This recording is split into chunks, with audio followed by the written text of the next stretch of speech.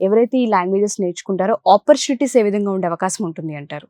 ఏ companies ఉన్నాయంటారు? So basic గా 800+ companies తో associate అయి ఉన్నామండి. అన్ని టాప్ లెవెల్ ఎంఎన్సి కంపెనీస్ ఉన్నాయి, మల్టిపుల్ కంపెనీస్ ఉన్నాయి అనమాట.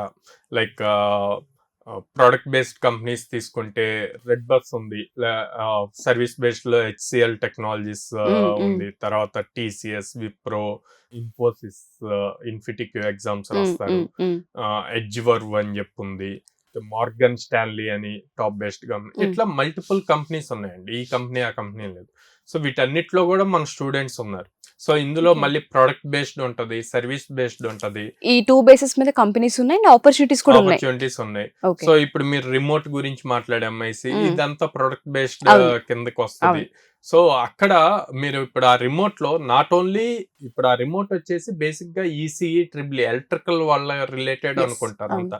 కానీ నేను ఇప్పుడు ఓపెన్ చేసి చూపించాను, ఎలక్ట్రికల్ వాళ్ళు ఇన్వాల్వ్ అవ్వాలి, సాఫ్ట్వేర్ రాసే వాళ్ళు ఇన్వాల్వ్ అవ్వాలి.